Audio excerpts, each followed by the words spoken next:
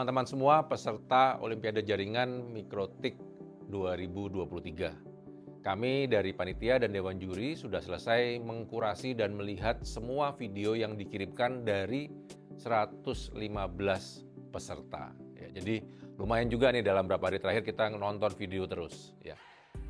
Berikut ini akan saya sampaikan ada beberapa mungkin kekurangan-kekurangan yang tidak sengaja dilakukan oleh peserta dan ini mungkin bisa jadi bahan evaluasi untuk tahun berikutnya supaya tidak terulang lagi. Satu, ya, jadi kami sudah menyediakan beberapa topik yang bisa dipilih. Nah, ternyata ada beberapa peserta yang mengambil topik terlalu luas.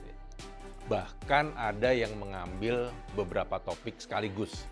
Sebetulnya hal ini tidak dilarang, tetapi karena waktu yang sangat terbatas, jadi waktunya hanya 20 menit, sehingga kadangkala tidak sempat untuk memberikan detail-detail dari setiap topik yang diambil.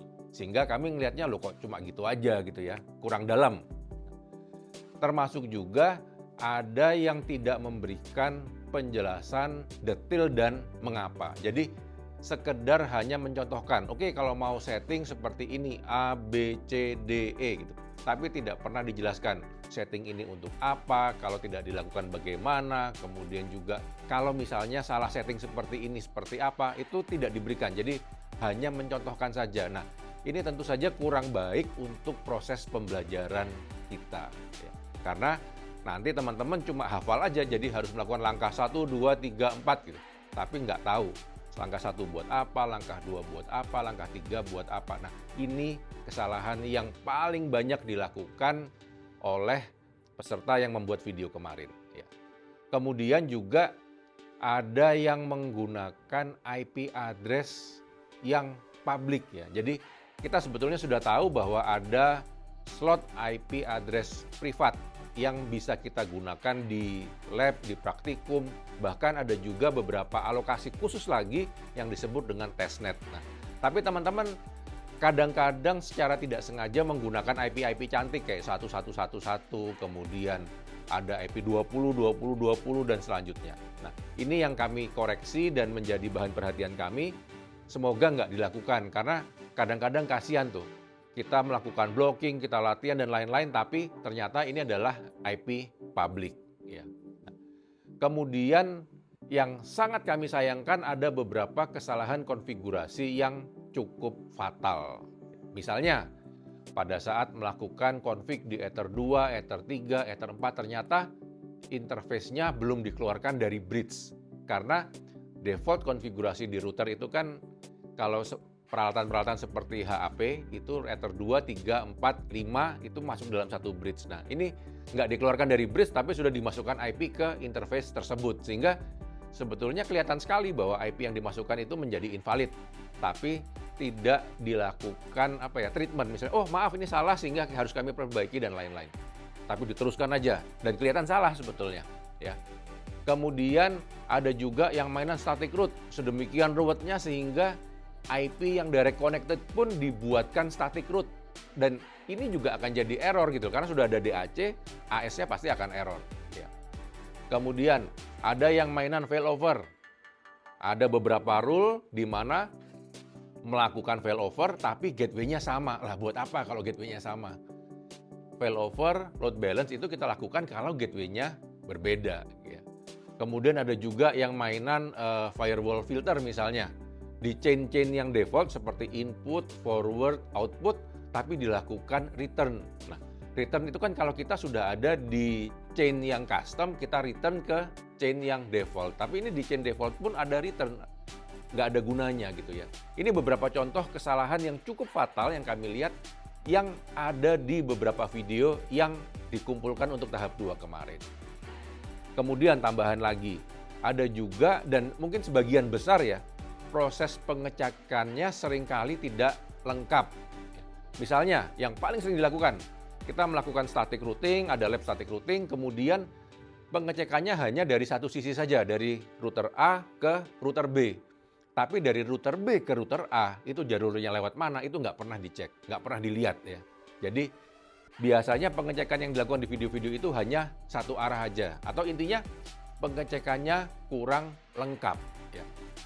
Nah, dan yang terakhir, ada penggunaan software dan hardware merek lain yang memegang peranan cukup penting dalam skema lab tersebut. Ya. Kami tidak melarang ada penggunaan barang merek lain selama itu tidak menjadi peranan penting dalam lab tersebut. Atau bahkan misalnya saat ini Mikrotik belum memiliki modem fiber optik misalnya ya, modem FTTH. Sehingga ada perangkat merek lain sebagai modem, nggak ada masalah. Karena itu bukan menjadi titik utama dari lab tersebut. Tapi beberapa lab yang kami lihat ada perangkat access point, ada perangkat switch, ada perangkat misalnya user management yang menggunakan merek lain. Dan yang dibahas malah perangkat itu. Nah, itu tentu tidak bisa kami terima. Nah, ini sekilas masukan kami, koreksi kami, evaluasi kami untuk video-video yang masuk di tahap 2. Dan kami sudah memilih 30 video terbaik yang bisa lanjut ke tahap 3.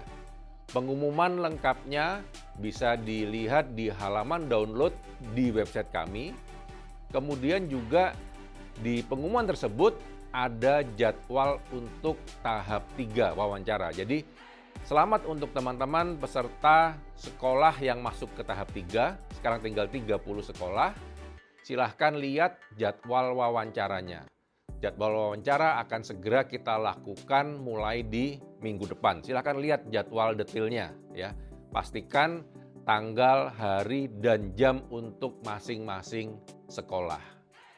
Jadwal tersebut sudah kami sesuaikan juga dengan wilayahnya. Misalnya yang waktu Indonesia Timur kita beri kesempatan lebih pagi supaya nanti kalau kami kasih sore nanti kemalaman di sana. Tapi sudah kami atur semuanya.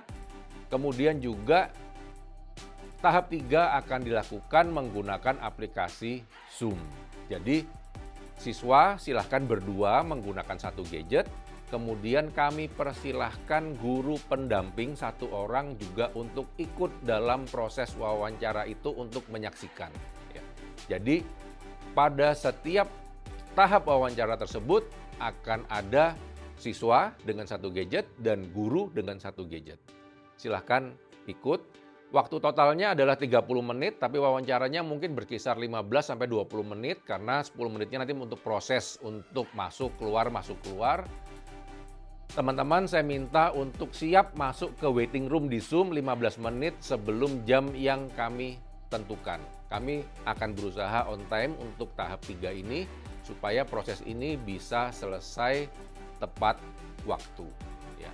Jadi silahkan dilihat lebih detail di bagian aturan, kemudian di pengumuman tahap 2 ini kami cantumkan beberapa hal teknis mengenai wawancara tahap 3.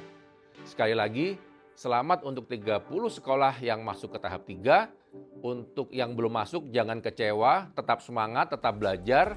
Kita akan mendalami sama-sama proses pembelajaran ini karena kami juga tetap akan melakukan streaming, kami tetap akan melakukan upload video, teman-teman bisa belajar, kita bisa berinteraksi di sosial media, dan kita akan masuk ke tahap 3. Siapkan sekolah kalian.